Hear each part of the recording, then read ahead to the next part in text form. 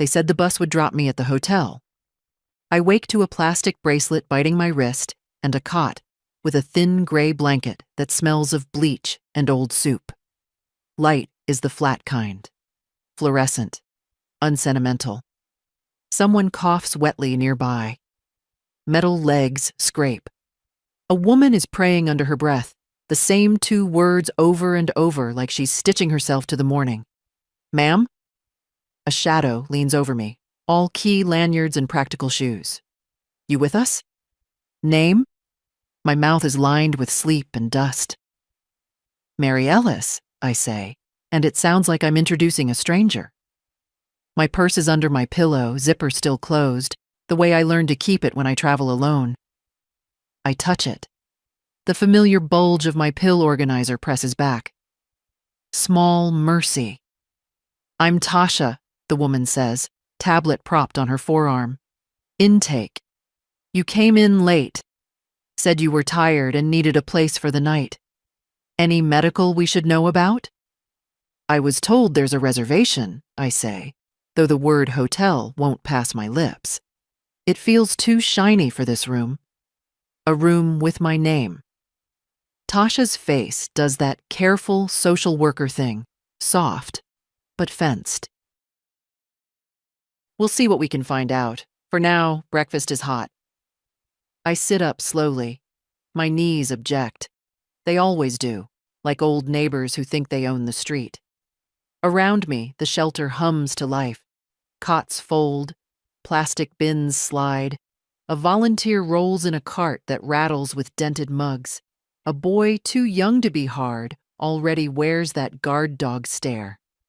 Beside me, a woman with a tidy bun and a coat, folded like a napkin, says, "First day? You kept saying sea view in your sleep." I don't talk in my sleep, I say, then hear my voice. Thin, stubborn, unconvincing. What's your name? Inez. She offers me a peppermint from the pocket of her cardigan. Sugar helps. They keep the coffee strong. The bracelet is the paper kind, glossy and cheap, printed with Ellis, M, and a barcode, like a small insult. I work a nail under it, and Tasha notices from across the room. Leave it on for now, she calls, not unkindly. Makes it easier for staff. Inez smiles with only the left side of her mouth. Easier for staff. Hear that? Not for us. She pats my hand anyway. Her skin is dry as newsprint. Don't worry. First mornings feel like you fell asleep on a bus and woke up underwater. I stand. The floor is gritty, the way floors get when 100 shoes argue with them. On the wall, someone has taped up a sign with printer ink too light to read unless you lean in. No outside food, no weapons, respect quiet hours. I'm 74 years old, and I'm reading rules as if I might fail them. In the cafeteria line, a man in a hairnet ladles oatmeal that remembers being hot. I carry the tray like it's going to accuse me of something. A volunteer offers bananas with brown freckles. You want one, ma'am? He asks, eyes kind, voice tired. Yes, I say. I add 2 sugar packets to the oatmeal to please Inez and taste nothing but the memory of heat. Across from me sits a woman in a blazer, too nice for this place, flipping through files. She glances up. We're short on beds tonight, she tells Tasha. Church group's already full, day room's maxed. Tasha nods. We'll triage. Inez taps my wrist. That means decide who's in and who's on their feet by 10, she whispers. You got anywhere to go? I have somewhere to go, I say, and watch my breath fog the lukewarm coffee. After breakfast, they move cots to a closet with a door that doesn't quite close. The room looks like a theater after the audience leaves, stale, bright, disappointed. I follow Tasha to a small office where a plastic plant droops and a calendar shows last month. She points me to a chair that weighs more than it looks. Mary, she says, typing, tell me what happened yesterday. Just the short version. I got on a bus, I say. They told me it would drop me off at the hotel. Who's they? She doesn't stop typing. The ones who said they'd take care of it. I fold my hands to keep them from shaking. My family. The word tastes like a chip of ice. I had an itinerary printed. Somewhere. She waits. I dig in my purse. Lipstick, receipts, old mints fused to their wrappers. No itinerary. But my pill case is there, blue as a robin's egg. My ID, my Medicare card, my bank card in its sleeve. I breathe. It's possible the driver, perhaps there was a change. Tasha's look says she's heard every polite explanation pain can invent. Do you know the hotel's name? Seaview, I say, and the room hears it now. The word that belonged to last night and a different kind of morning. Seaview Harbor. She writes it down. City? Brighton Cove, I answer, and it is like naming a country you once lived in. We'll call, she says. Phones go out at 9 when the desk opens. Before that, I need to ask, any safety concerns at home? Anyone who might have kept you from getting where you intended to go? I meet her eyes. Mine are steady. They've had a lifetime to practice. I am not missing, I say. I am misplaced. Tasha allows herself the smallest smile. All right, Ms. Misplaced. We'll start with the hotel. Then we'll figure the rest. Back in the common room, the TV fights with the sound of plastic bags. A weatherman waves at rain we can't feel. Inez has claimed a sturdy chair near the window and saves the one beside it with a scarf. When I sit, she nudges my elbow. See that guy at the door? Security. He'll pretend he doesn't hear you unless you stand right in front of him. And the lady with the blazer? She's nice until 3. Then she turns into rules. Learn the faces. It helps. I won't be here that long, I say. It comes out quiet, but not weak. None of us planned on it, she answers. That's why you fold your blanket neat when you leave. Even if you never see it again, you tell the room who you are. I smooth the bracelet once, decide to keep it for now, and tuck my purse strap under my arm. Somewhere a clock stutters and remembers its job. 9 o'clock will come whether I dread it or not. The phones will ring. Someone at a desk in a clean lobby will answer, with a practiced smile in their voice. And I will say my name like a promise that still belongs to me. I woke with that same knot in my stomach I'd gone to bed with, the one that had kept me staring at the ceiling half the night. You don't sleep well when you've decided to break a lifetime's habit of swallowing your pride. The bus ride yesterday, the lies, the shelter instead of a hotel, those weren't just mistakes. They were choices. Choices someone made because they thought I wouldn't fight back. The shelter's coffee was thin and bitter, but it burned away enough of the fog in my head to let me think straight. I sat at a small table in the corner, hands wrapped around the paper cup, watching the others shuffle in, some with bags under their eyes like mine, some with eyes that had given up long ago. I didn't want to be here a day longer than necessary. My purse was still with me. Inside, my wallet. Inside the wallet, my bank card, my ID, and the small notebook where I kept numbers. Amounts lent, bills paid for others, promises made and broken. I'd been writing in it for years without realizing I was also writing my own indictment of them. Page after page of my life converted into receipts and favors. I called the bank from the shelter's payphone, my voice steadier than I expected. Yes, I'd like to suspend all automatic payments and revoke a power of attorney. The young man on the other end sounded surprised, even concerned. I didn't explain. I didn't need to. All I wanted was that first clean break. By the time I walked out of there, The winter air bit at my face, but it felt almost welcome. I stopped at the corner bakery, not for myself, but because the woman behind the counter, Marta, had always given me more than I paid for. She slid an extra roll into the bag without a word. Sometimes kindness is in the smallest, quietest acts. My next stop was the lawyer's office. Not the family lawyer. He was too intertwined with their affairs. I wanted someone new, someone who didn't know my son's smile or my daughter-in-law's polished lies. A woman named Harris met me in a cramped office lined with books. She listened as I told her what I wanted. No more access, no more assumptions, and a will rewritten to reflect who had truly stood by me. Her pen scratched quickly, but her eyes stayed on mine. She didn't pity me. I appreciated that. By the afternoon, my phone had rung so many times I turned it off. I couldn't bear to hear their voices yet, dripping with sudden urgency now that the tap had been shut. I walked home instead, taking the long way. Past the riverbank, past the church where I'd once baked pies for every fundraiser, past the row of trees that still held the wind like an old memory.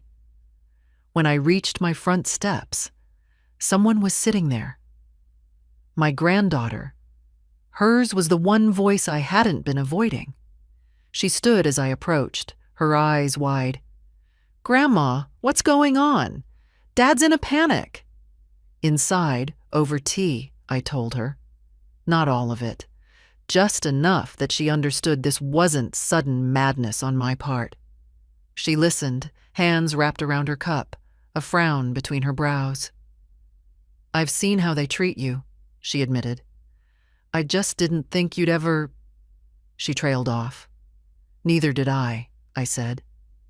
And for the first time in years, I felt something close to lightness. That night, I took out my old blue dress and hung it where I could see it. I didn't know yet when I'd wear it, but I knew it wouldn't be for them. Not unless it was on my terms. The morning after felt different. Not softer. No, nothing about this was going to be soft, but clearer. Like the moment after a storm when you can see the wreckage for what it is. The shelter was behind me now, but its smell, its echo, stayed with me. I could still hear the cough of the woman on the next cot, still see the paper bracelet crumpled in the trash. I made oatmeal at home, the real kind you cook slow, not poured from a packet. The kettle hissed.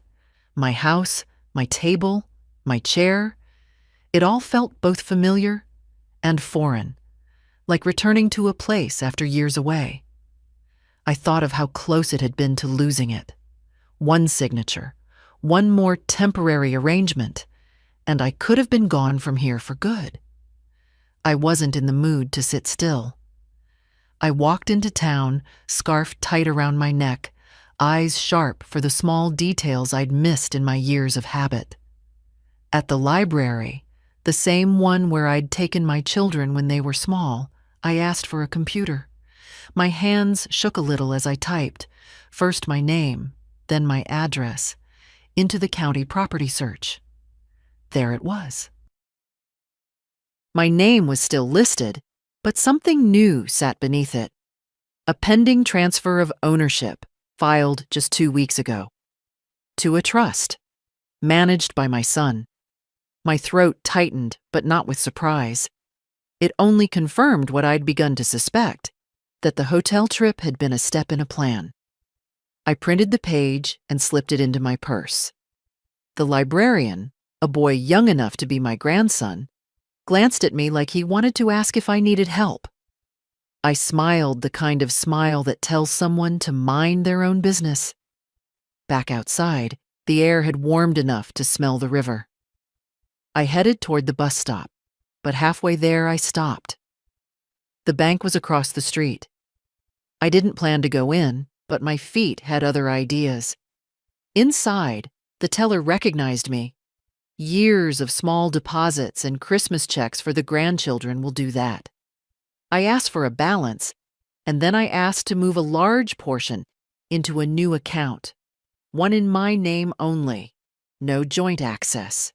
Her eyebrows lifted, but she didn't question me.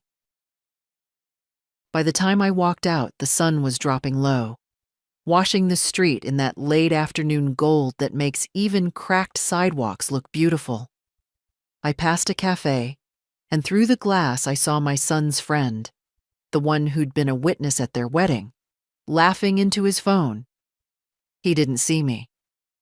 Back home, I pulled the printed property record from my purse and set it beside the blue dress. 2 reminders, one of what they'd tried to do, and one of what I still had. I wasn't done yet. Not by a long shot. Tomorrow, I'd start with a call to that lawyer. Tonight, I'd make tea and sit in my chair, not as someone waiting for an invitation that would never come, but as someone planning her next move. I woke before the alarm, though I hadn't set one. At my age, you don't need clocks.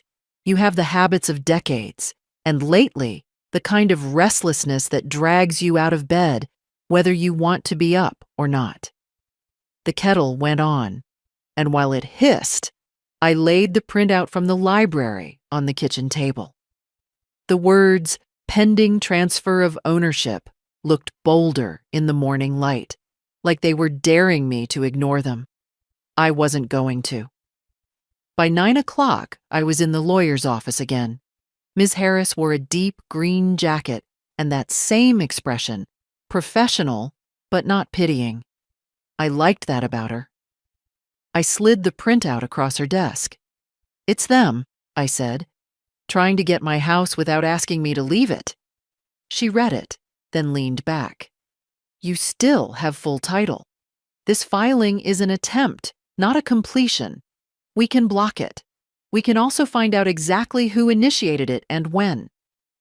That was the first moment in days I'd felt something close to relief. "Do it," I said. While she tapped at her computer, I looked around the office. No family photos, no clutter, just shelves and a pot of red geraniums by the window. I thought of my own mantle, lined with pictures of people who could lie to me without flinching. Ms. Harris printed forms, explained each one slowly, and had me sign. We added a clause to my will, a change to my banking instructions, and, her suggestion, a formal letter revoking any powers of attorney. By the time we were done, my hand ached from the pen, but the knot in my chest had loosened. Back on the street, I stopped at the corner store for bread and milk. The clerk, a girl with dark braids, smiled and asked if I needed a bag. I almost said no. Habit. But then I thought of the papers in my purse and said yes. You carry certain things close, where they can't be knocked from your hands. At home, I made a sandwich and ate it standing at the counter. The phone rang halfway through. I recognized the number and let it go to voicemail. A minute later, it rang again. Persistent. I turned the volume down. In the afternoon, Inez from the shelter called. "You all right, hotel lady?" she said, voice dry but warm. "Better than I was," I told her. "Better than they expected me to be." She laughed, a short, knowing sound. "That's the trick, isn't it? Let 'em think you're small, then show 'em you're not." After we hung up, I went to my closet and reached for the top shelf. It took a chair and some careful stretching, but I pulled down the old tin box I hadn't opened in years. Inside were letters from George, a few savings bonds, and the deed to the house, the original, with my name in bold ink. I set it beside the blue dress. 2 anchors, one for where I'd come from, one for where I was going. And tomorrow, I decided, I'd make my first unannounced visit in a very long time. I didn't tell anyone I was coming. That was the point. For years, my visits had been polite, planned affairs, announced days ahead so my son or his wife could tidy up just enough to pretend nothing had been said behind my back. This time, I wanted to see things as they really were. The morning was crisp, the kind that wakes you up before the coffee does. I took the bus instead of calling a cab. Less obvious. I sat near the back, watching the streets change from my quiet neighborhood to theirs. Newer houses, bigger driveways, hedges trimmed like they were afraid of growing wild. When I got off, I walked slowly up the street, giving myself time to notice everything. A for sale sign 2 houses down. Kids' bikes on a lawn. And there, my son's silver Lexus in the driveway, polished enough to catch the sun. No one in that house was hurting for money. I knocked twice. No answer. I was about to turn away when I heard movement inside. Voices, quick and low. Then the door opened. Cora stood there, hair perfect, smile a shade too tight. "Mary," she said, as if my name tasted sour.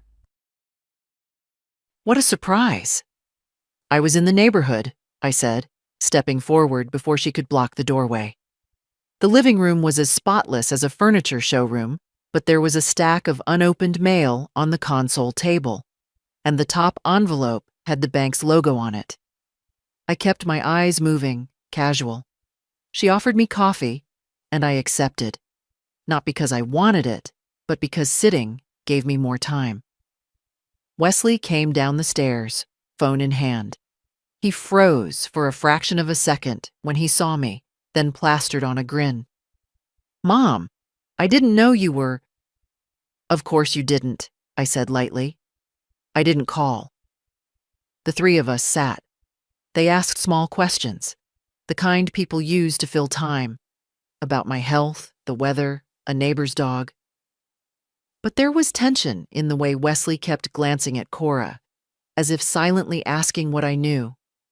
I didn't bring up the shelter, the hotel, or the transfer of ownership. Not yet. Instead, I asked about their anniversary dinner. Wesley's eyes flickered. Cora looked at the floor. "It was lovely," she said finally. "I'm sure it was," I replied, holding her gaze until she looked away. After an hour, I stood to leave. Cora walked me to the door, her voice dropping low. "Mary, whatever you think you know, it's more complicated than that." I smiled the kind of smile that isn't an answer. Life always is. Outside, the air felt colder than when I'd arrived, but I also felt sharper, clearer. They were nervous, and that was a start. On the bus ride home, I opened my purse and touched the edge of the property printout. I still hadn't played my hand. Not yet. Sometimes the best way to win is to let the other side think they still hold the cards. For now. The next morning, I woke with the same steady purpose I'd felt on the bus ride home yesterday. The visit had been worth it. Not for anything they'd said, but for the way they'd looked at each other. That flicker of unease was better than a confession. It meant they knew I wasn't just going to fade into the background. I made tea and took it to the kitchen table, setting out my papers like a card player arranging her hand. The deed, the property transfer printout, the letter from Ms. Harris revoking every scrap of legal access they'd had to my affairs. I read each one slowly, the way you savor something that belongs entirely to you. Around mid-morning, the phone rang. It was Inez from the shelter again. "You still stirring the pot?" she asked. "More than that," I told her. "I'm rewriting the recipe." She laughed, a deep, raspy sound, and then her tone softened. "Just remember, sometimes they bite back. Make sure you've got your teeth in first." After we hung up, I decided to take a walk. I ended up at the small diner on the corner of Elm and 3rd, the one George and I used to go to on Sundays. The waitress, Ruthie, still remembered my order. Scrambled eggs, no toast. She leaned on the counter, shaking her head as I told her a bit of what had happened. Families, she said. They'll smile at you over pie and take the fork right out of your hand. From the diner, I went to the hardware store. I didn't need tools, but the owner, Sam, had been friends with George. He came out from behind the counter, wiping his hands on a rag, and told me how someone, he wouldn't say who, had been in last week asking if my back door lock was easy to change. He'd told them it wasn't for sale unless I ordered it myself. My spine went cold, but my voice stayed steady. Good man, I said. By the time I got home, I'd made up my mind.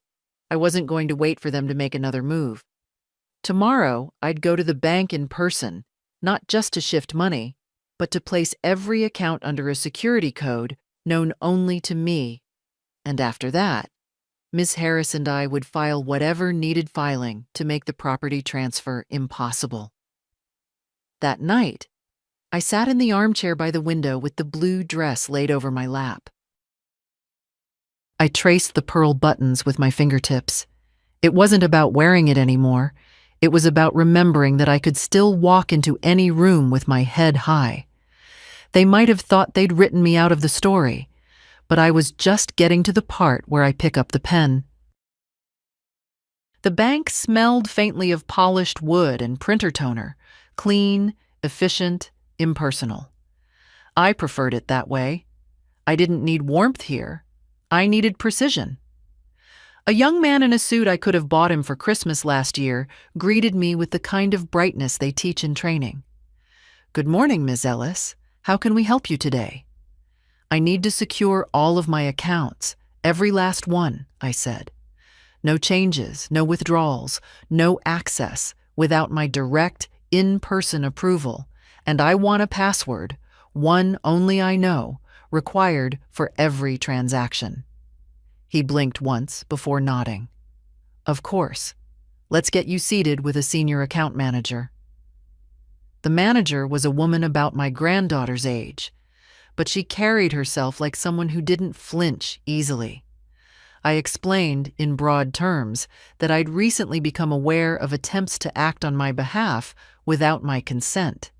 She didn't press for details, just began typing. We set up the password, a phrase only I would understand, something George had once whispered to me at the beach, long before children, long before trust became something you had to lock away in a vault. While she worked, I asked her to pull up the list of any pending transactions connected to my name. There were 3, 2 small utilities, 1 large, a transfer to trust scheduled for the end of the month. Cancel it, I said. It hasn't been authorized yet, she replied, but I'll remove it from the system entirely. When she handed me the confirmation printout, I slid it into my purse alongside the property transfer document and the deed. 3 pieces of paper, 3 lines of defense. On my way out, I stopped at the public notary desk and had copies of everything certified. If my son or his wife wanted to make this ugly, I'd make sure they learned I knew how to play ugly back, legally, cleanly, and without apology. I left the bank and decided to walk the long way home. The air carried the bite of late autumn, the kind that makes you want to tuck your chin into your scarf. I passed the school where Wesley used to pick up his daughter, my sweet Claire, before everything between us turned into polite silences. Near the corner, a car slowed beside me. His car, the silver Lexus. The passenger window rolled down, and Cora leaned toward me. Mary, we need to talk, she said, voice tight. I kept walking. Then talk, I said, without looking at her. She hesitated. Wesley's upset. He thinks— I know what he thinks, I interrupted, and he knows why. Her lips pressed into a thin line. It doesn't have to go this way. I stopped then, just enough to meet her eyes. It already has. She didn't answer, just rolled the window up, and the Lexus pulled away. I stood there a moment, letting the cold sting my cheeks, then kept walking. Back at home, I laid the certified papers on the table. 3 anchors, steady and unshakable. I made tea, sat in my chair, and felt something I hadn't felt in years. A calm born not from pretending everything was fine, but from knowing I'd put real walls between myself and those who thought I was theirs to move around like furniture. I knew they'd try again. People like that don't give up after the first locked door. But they'd find the next one locked too, and the next. And if they kept pushing, they'd learn the truth. I'd lived alone before. I'd built my life before them. And I could do it again without blinking. I didn't sleep much that night, but not from worry. My mind was working in a different way, measuring steps, weighing angles, remembering the details most people miss. At my age, you don't waste energy on dramatics. You plan, you pace yourself, and you strike when it matters. By mid-morning, I was at the library again. The same boy from last week was behind the desk. "Computer?" I asked. He gave me a number card without a word, though his eyes followed me as if he remembered the last time I'd been there. I typed my name into the county court records this time.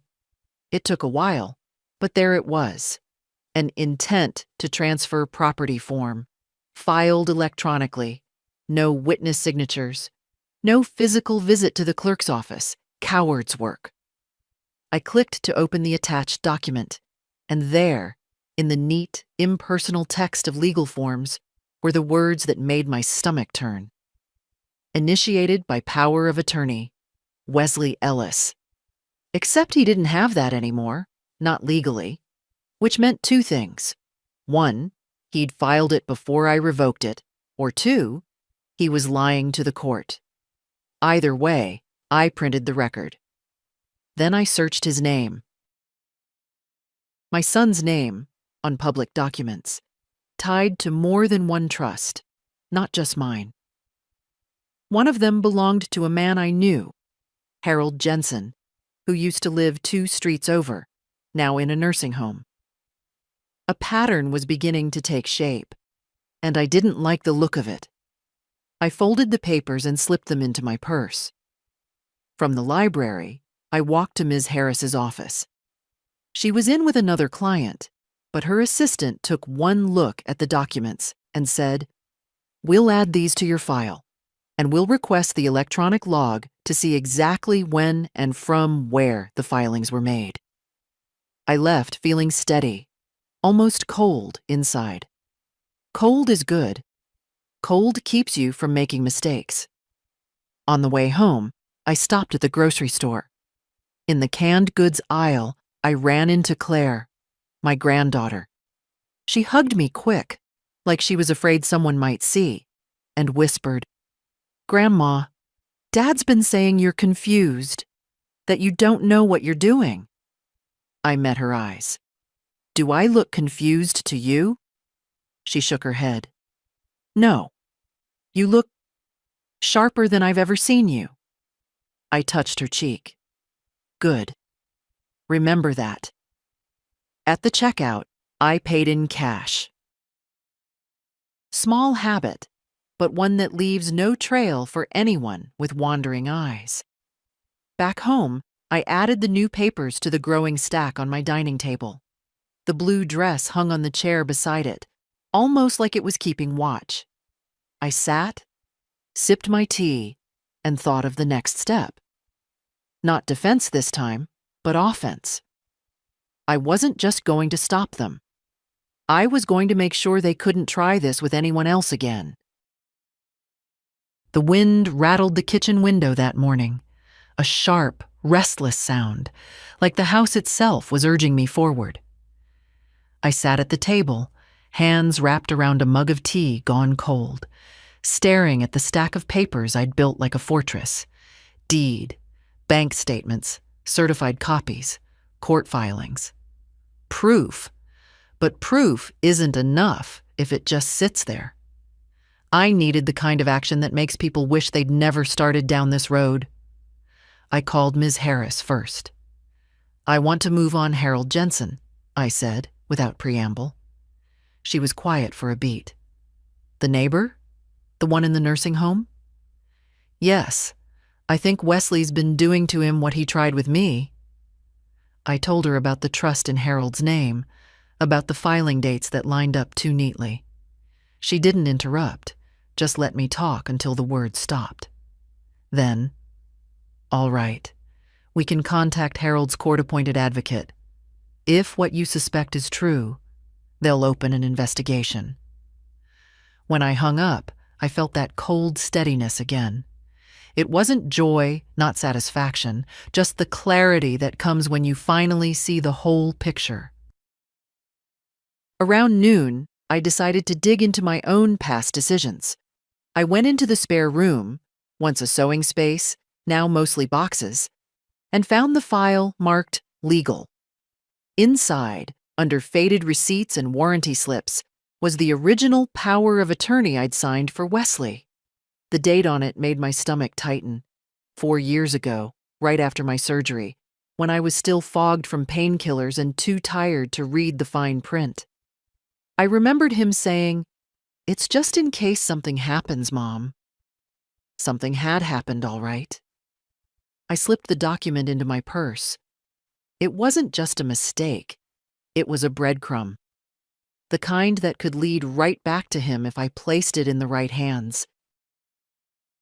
I took the long walk to the nursing home where Harold lived. The place smelled of antiseptic and lavender air freshener, the same mix every facility uses to try to soften the edges. Harold was in a wheelchair by the window, watching a squirrel pick at the grass. "Mary Ellis," he said, voice raspy but bright. "Haven't seen you in years." I sat beside him and kept my tone light. "I've been keeping busy." "Harold, can I ask you something? Has anyone been helping you with your bank or your house?" He frowned. "Your boy, Wesley, right? Said he was doing me a favor. Papers to sign so the state wouldn't take the place if I had to stay here." My stomach knotted. "Do you remember when that was?"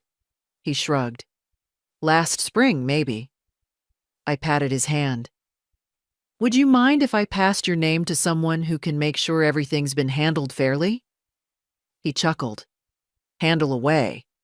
I've got nothing left to lose." I left the nursing home with more than I came for, a witness, however fragile. Back home, I called Ms. Harris again. He confirmed it.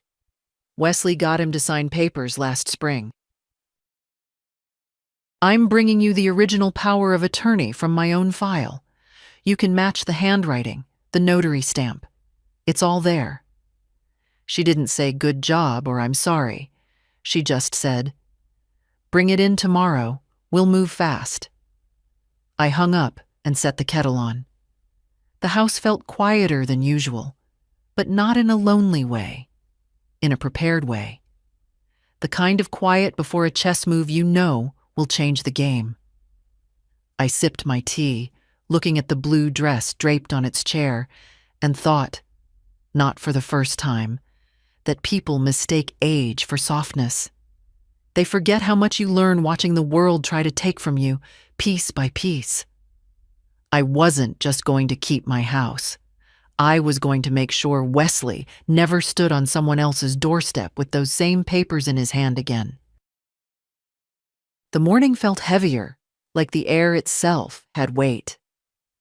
I woke before the sun, pulled on my sweater, and laid everything out on the table. Harold's story, my power of attorney, the court filings, the certified copies. I wanted it all in one place, ready for when I walked into Ms. Harris's office. By the time I got there, she was already waiting with 2 cups of coffee. No pleasantries, no warm-up, just a nod toward her desk. "Let's get to work." I slid Harold's name across first. She scanned the note I'd made, then the original power of attorney. "Same notary stamp," she said, tapping the corner. "Same handwriting on the witness line. Whoever handled this wasn't even careful enough to change their habits. That's because they didn't think they'd have to, I said. They thought we'd just let it happen. She opened a new file on her desk, labeled it Ellis, potential criminal matter, and began making a list. First, we contact Harold's advocate. Then we file a formal objection to the transfer on your property, citing lack of valid authorization. At the same time, we lodge a complaint with the county clerk regarding fraudulent use of a revoked power of attorney. We want this on record before they can make another move. It was clinical, methodical, exactly what I needed. No theatrics, no outrage, just the slow tightening of a net. While she typed, I asked, "What happens if this turns criminal?" Her eyes lifted from the screen. "Then it stops being your word against theirs. It becomes the state's case." I nodded. Good. When I left her office, I didn't go straight home. Instead, I walked 2 blocks over to the community center. They had a legal aid desk there once a week, and I wanted to know if anyone else had complained about similar issues. The volunteer, a man in his 60s with reading glasses sliding down his nose, looked up from his forms. "Funny you ask," he said. "We've had 2 seniors in the past month with almost the same story. Family, helping them sign documents they didn't understand. Different names, but the setup sounds alike. I left my number with him, just in case. Patterns aren't always easy to prove, but once you see them, you can't unsee them." On my way home, I stopped for groceries. In the parking lot, I spotted Cora again, leaning against her car, scrolling through her phone. She saw me, froze, then pasted on a smile that didn't reach her eyes. "Mary," she said, too brightly. "We were just about to call you." "Don't bother," I replied, walking past her toward the store. "I'm handling things myself." Her voice followed me. "You don't have to do this."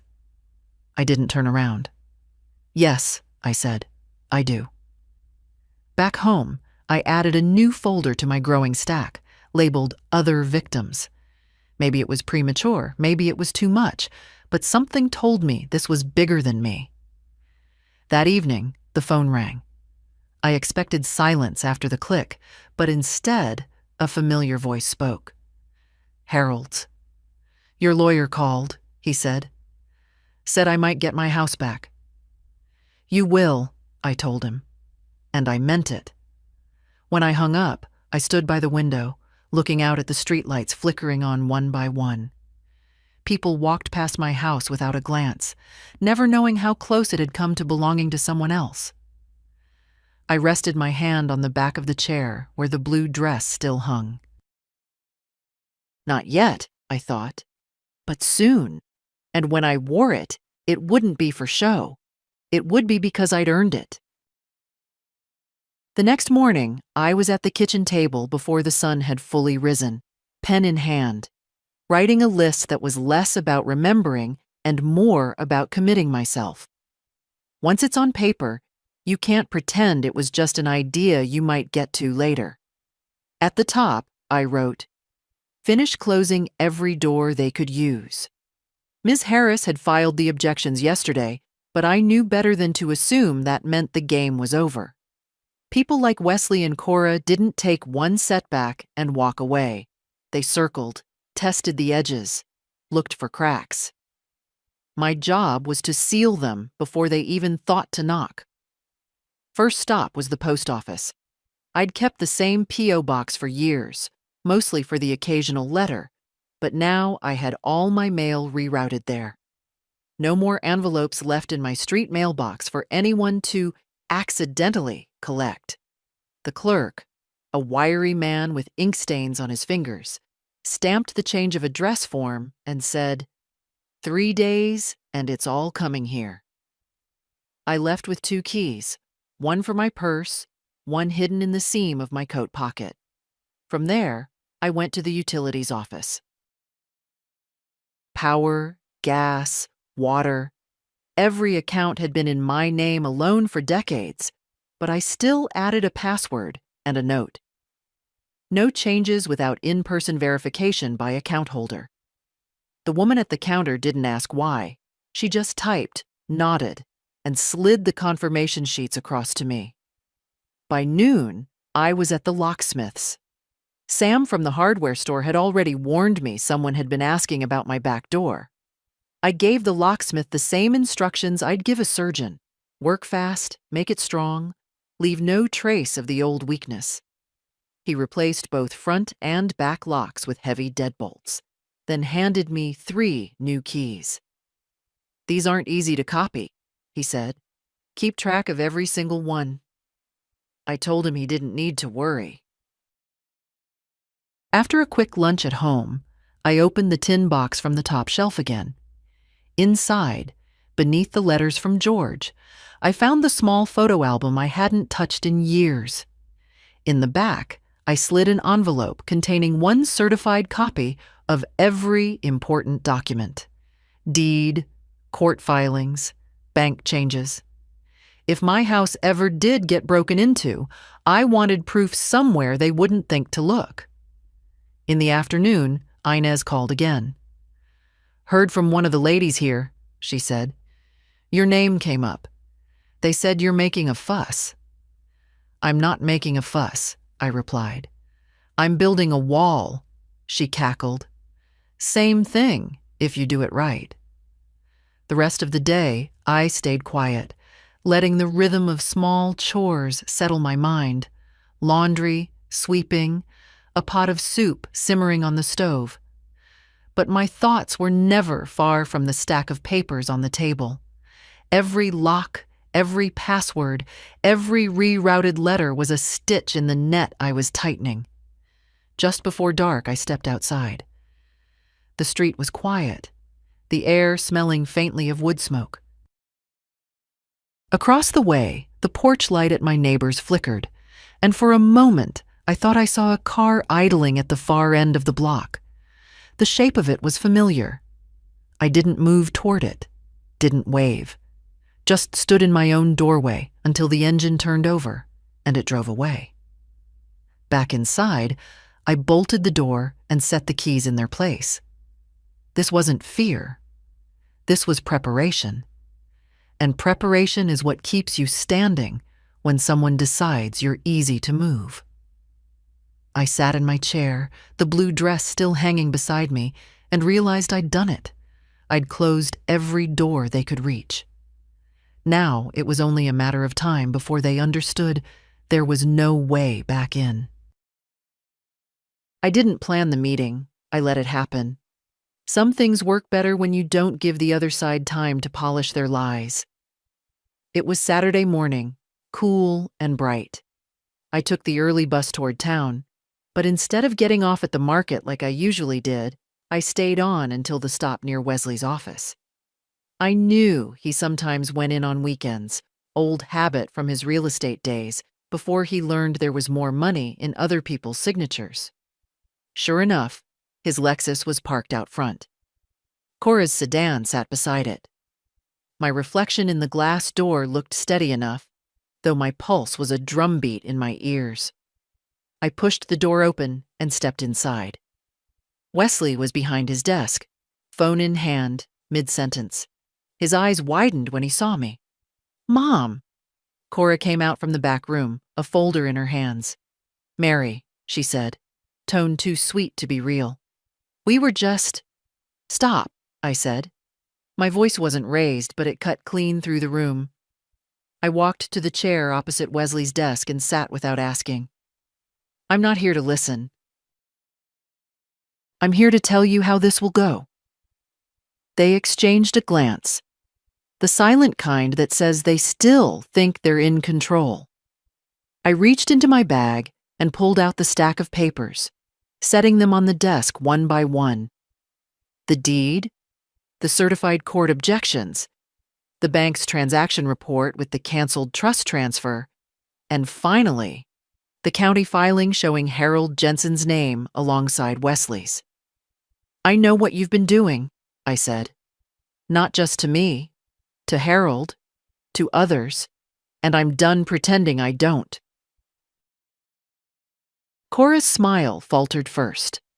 Wesley leaned back, trying for casual, but his knuckles whitened around the edge of the desk. You don't understand. I understand perfectly, I cut in. You used my trust. My age. You thought I wouldn't notice because I've spent my life giving you the benefit of the doubt. That's over. Cora set the folder down. This could get messy, she said. It already is, I replied. Here's what's going to happen. You will stop every action on my property, my accounts, my name. You will not contact me except through my lawyer, and you will stay away from Harold Jensen and anyone else you've cornered into signing something they didn't understand. Wesley shook his head, that same disappointed father look he used when I refused to take his advice. And if we don't? I leaned forward, meeting his eyes. Then the county prosecutor gets this file, and you can explain yourself under oath. The silence stretched. Finally, Wesley spoke, voice lower now. You'd do that to your own son? You did it to your own mother, I said. For a moment, I thought he might argue. But instead, he glanced at Cora, and something passed between them. Something that looked a lot like calculation, giving way to resignation. I stood, gathered my papers, and slipped them back into my bag.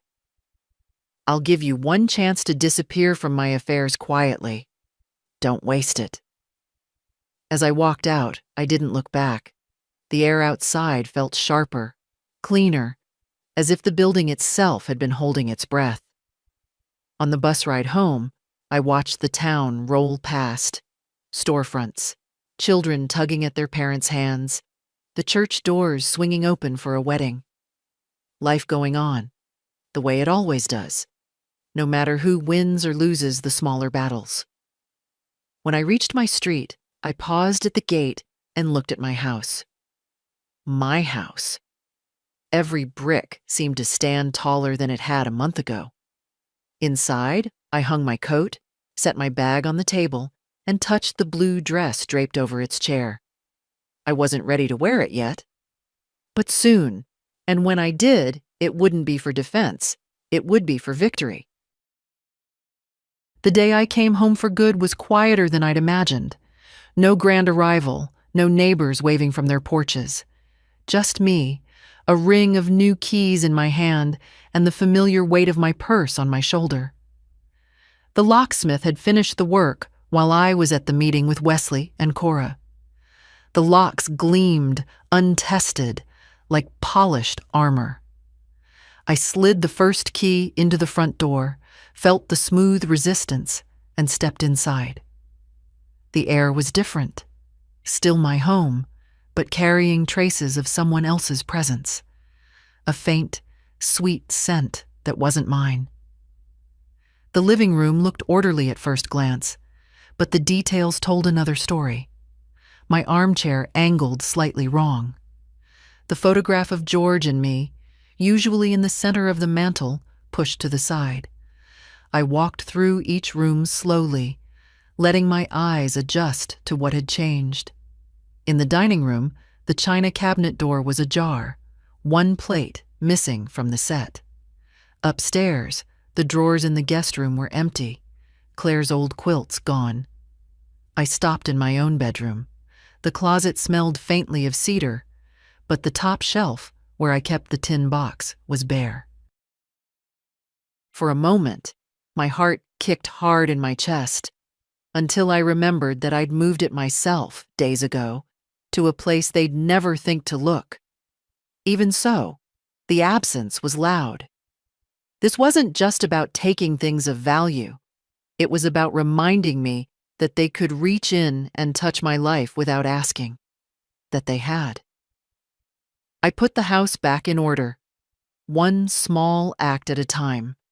Armchair straightened, photograph centered, cabinet door closed. It wasn't about erasing what had happened. It was about reclaiming the space. making it answer to me again. When the physical work was done, I boiled water for tea. While the kettle heated, I stood at the window, watching the late afternoon light slide across the yard. My neighbor's dog trotted along the fence line, tail wagging. The ordinary scene grounded me, reminded me that most of life carries on untouched by the storms in our private worlds. After tea, I opened the back door and stepped onto the porch. The air smelled of damp leaves and distant wood smoke. I thought about George, about how he'd kept every tool in perfect working order, how he'd always said a home needed tending like a garden, consistent, careful, and with an eye for trouble before it took root. I'd been gone from my own home for too many days, but now I was here. And here, I intended to stay. That night, I moved the blue dress from its place on the dining chair to the hook on my bedroom door. Not because I planned to wear it tomorrow, but because it belonged in a space I'd taken back. It felt like hanging a flag after a battle, not to boast, but to say, "This ground is mine." Before bed, I made one last walk through the house. Every window latched, every lock turned. I touched the back of each chair, the edge of each table, the smooth wood of the banister. Familiar things, retaken. In the stillness, I realized the victory wasn't loud. It didn't feel like shouting. It felt like closing the last door against the cold and knowing without doubt that it would hold. The days that followed settled into a rhythm, one I hadn't felt in years, not because everything was back to how it had been before, but because I'd built something steadier, stronger, a life where no one else held the keys. Each morning, I started the same way. Tea at the kitchen table, sunlight creeping across the wood, the blue dress hanging on its hook where I could see it. A reminder, not of loss, but of what had been defended. Inez called often. "You still standing tall, hotel lady?" she'd ask. I'd tell her yes, and sometimes I could hear her smile through the line. She'd pass on bits of shelter gossip, who'd found a new apartment, who'd been back twice in the same week. We never said it out loud, but we both knew what she was really checking for, whether I'd slipped back into silence. I hadn't. Ms. Harris kept me updated. The county clerk had officially voided the property transfer attempt.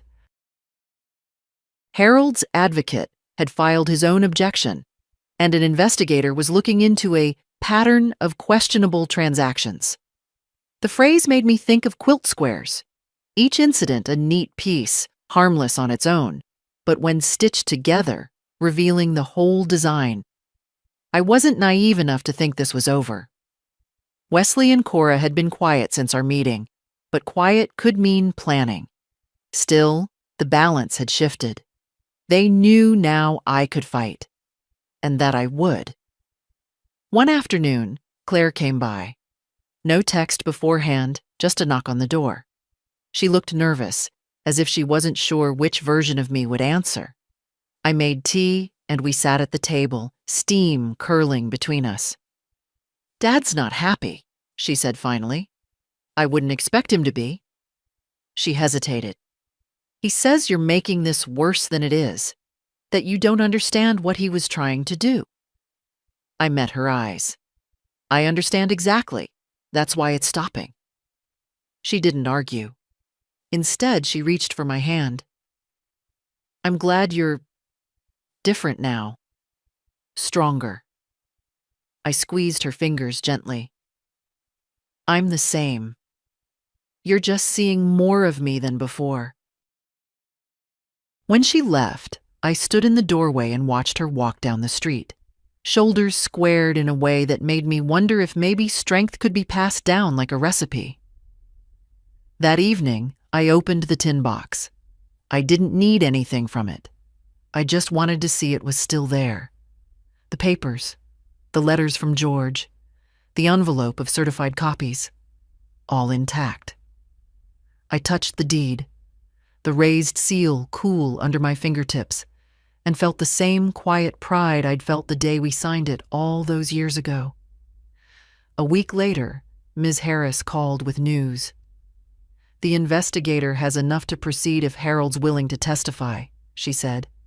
"And we've got at least 2 other seniors who've described nearly identical tactics." "Will it go to court?" I asked. "It could. But even if it doesn't, your son's not going to be able to try this again without someone watching." After we hung up, I sat for a long while in the quiet, listening to the slow tick of the kitchen clock. I thought about the kind of mother I'd been, the compromises I'd made, the times I'd smoothed over trouble instead of calling it out. I thought about how easily that habit could have ended with me in a shelter for good, my home in someone else's name.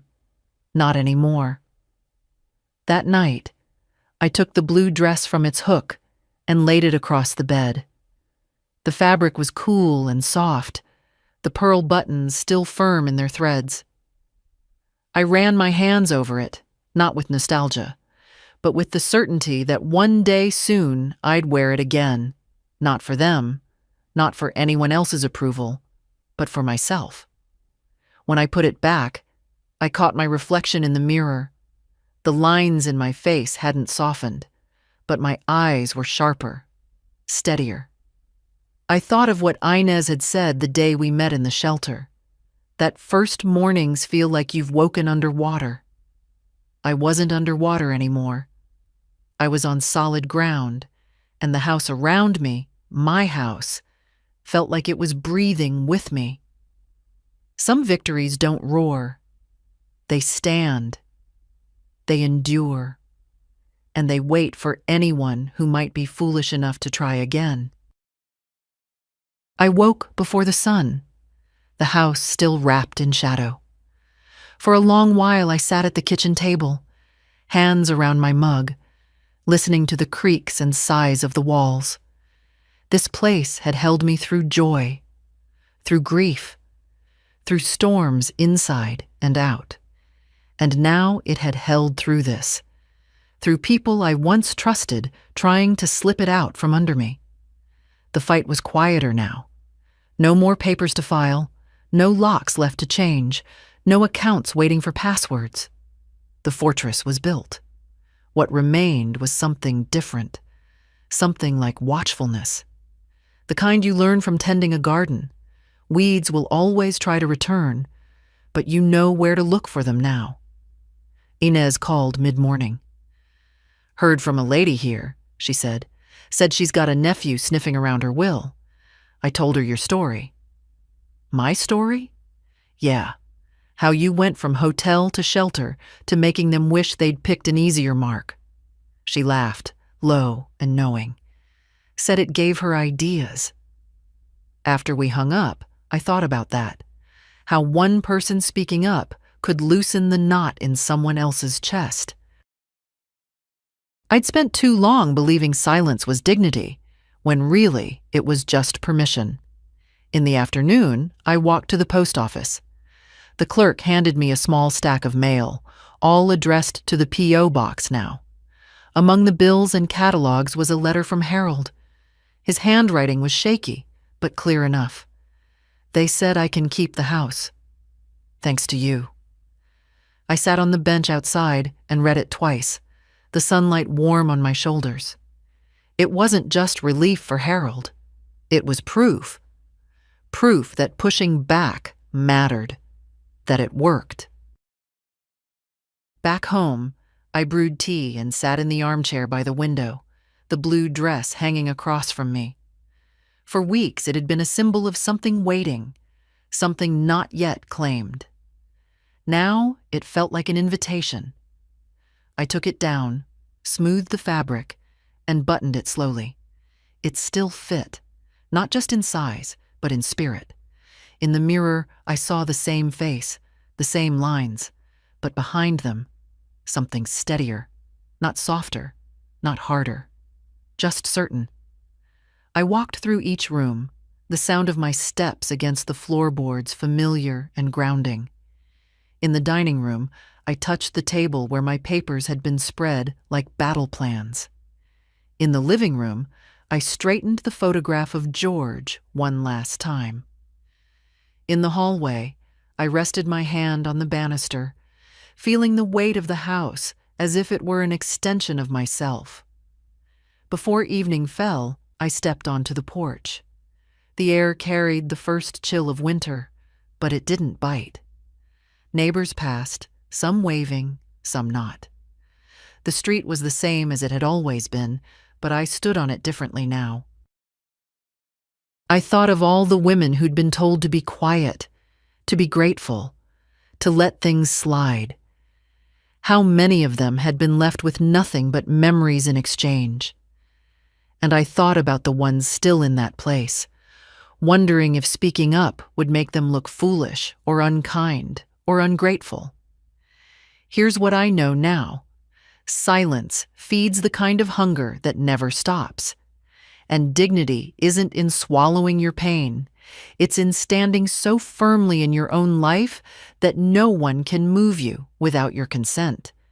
So if you're reading this and someone is circling your home, your money, your name, don't wait for them to take the first bite. Lock the doors.